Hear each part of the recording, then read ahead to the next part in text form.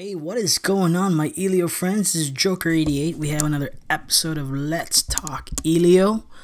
Before we do that, why don't we do a little bit of history, alright? One of our viewers actually brought this up to me, and let me talk to you guys about Gary Davis. So Gary Davis was a master car salesman and a marketer in Southern California.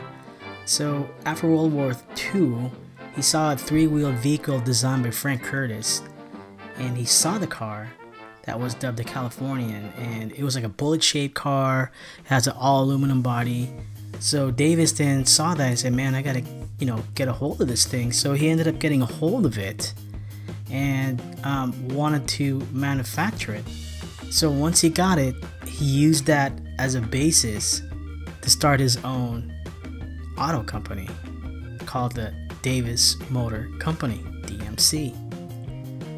So Gary Davis started the Davis Motor Car Company in 1946 out in Van Nuys, California, wanting to sell this three-wheeled vehicle.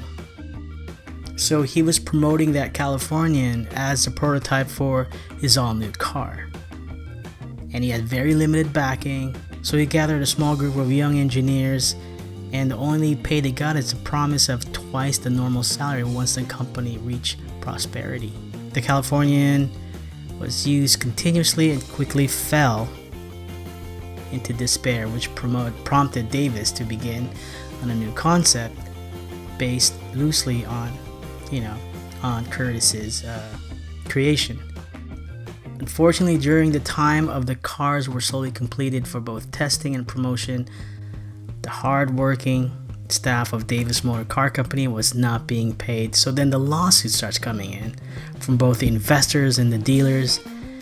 Gary Davis estimated to have raised $1.2 million. More than 300 franchises are already in place to impatiently waiting for the first shipment of the Davis cars. Didn't happen. So in 1948, he was investigated by the LA District Attorney for fraud, and 17 ex-employees filed suit for back wages. So everything started falling apart. Davis's plants were shut down, and then his offices was raided and seized all company records so they can start beginning to develop a case. So in the end, all of the assets of Davis Motor Car Company was sold for tax claims in May of 1950, and Davis was brought to trial on 28 counts of grand theft and ended up being found guilty on 20 counts of fraud. Even though franchisees had signed contracts that stated no guarantees, the court ruled that purchases had been based on Gary Davis's integrity and word, regardless of the wording of the contract. So integrity, guys, it comes really big here, and that's one thing I feel that Elio has been lacking, is a little bit of integrity. The recent news with Paul getting all upset. That's if you're a good journalist. If you go talk to a homeless guy on the street and he says the equipment's bad, are you going to re-report that, or are you going to say, I got to consider the source? That's a bad source. So why don't you challenge him on his knowledge of automotive equipment, and then make an assessment, and then if he actually has some expertise and it might be valuable, then report it. So let me go back to my prepared remarks, please.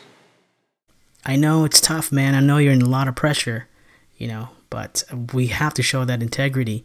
Another thing that I want to do is maybe have us Elio stakeholders, right? We have a stake in this because we want this car to be made. We put down the money out of reservation, and some of us even put down money to invest in the company.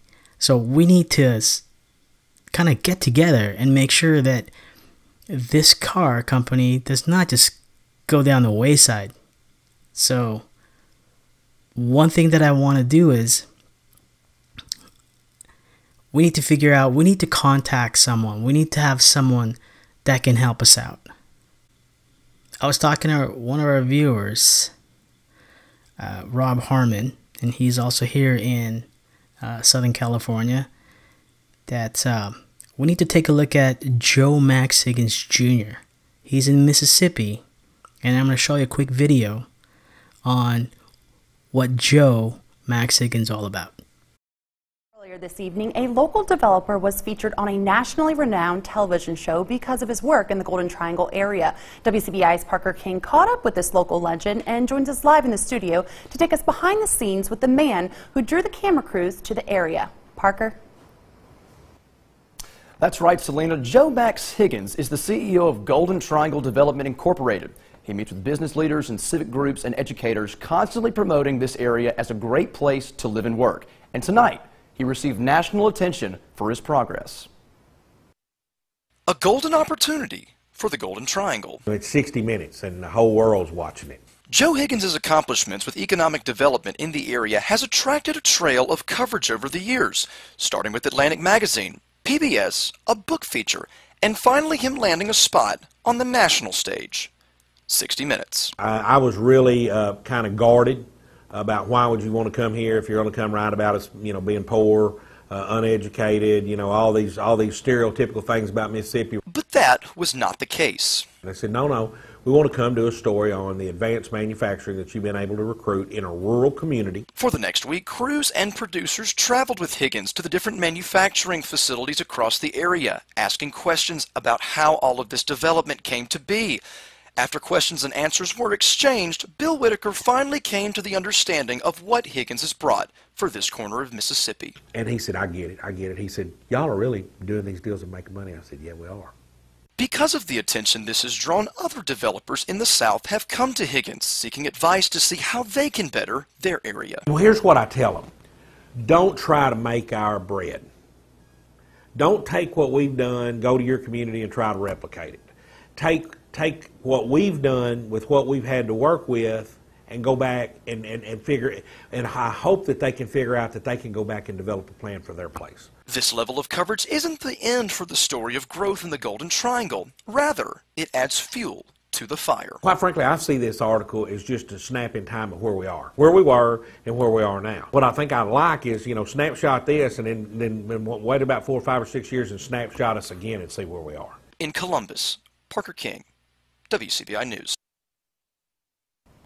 Higgins said that since the release of the story's trailer a week ago, his LinkedIn profile viewings have shot up to 833%. If you'd like to see the story, you can watch it online at cbsnews.com. Selena, back to you.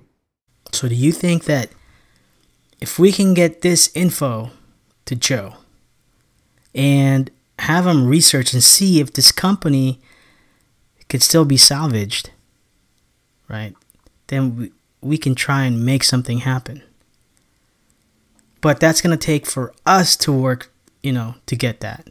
So, and I know, you guys will have your naysayers out there, but I think we need to put that aside and we need to just look forward so that at least in the end, I know that we want this to happen. If it doesn't happen, us fans of the vehicle put everything we got to this project, right? We're not just going to be, Sunday morning quarterbacks and just complain online or just talk about it online and just like spew negativity or I wish this, I wish that, oh, this, that. At least we tried something. So I'm kind of tired of just sitting around. So let's do something. I started on Facebook a group called Elio Owners Association. And this is going to be kind of like, you guys can join this. It's a closed group. But these are for the, devout fans of Elio, where we need to have our voice heard. Maybe we don't need Stu Lichter part of this, shenanigans. From what I've read, this guy's pretty shady. And Paul getting himself tangled with shady people. And also hearing news of his ego.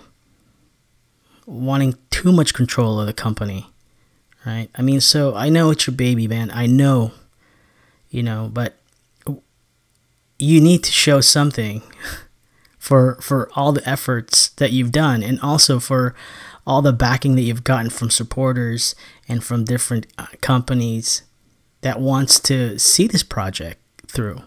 So I think that those are some of the things that we had talked about. We need to talk about the jobs that was promised for Shreveport, right? 1,500 jobs still not happening after 4 years of the promise. I think that's what we need to bring it back. That's what we need to bring back, Paul. We need to bring back the integrity that was set forth and promised to the Shreveport people.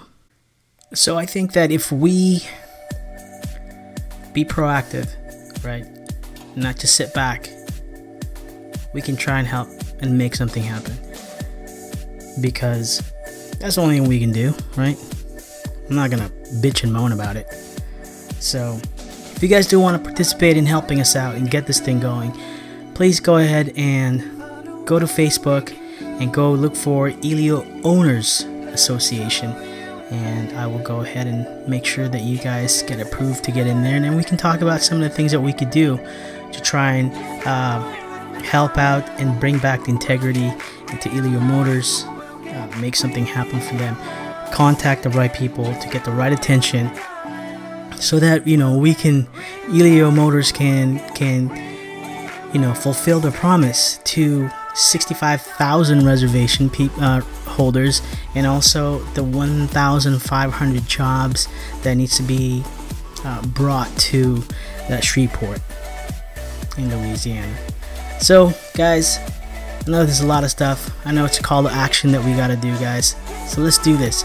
So go ahead and do that. And again, guys, I want to thank you guys for watching our video, and thank you for supporting me and subscribing. And hope you have an awesome week. And I will talk to you guys next week.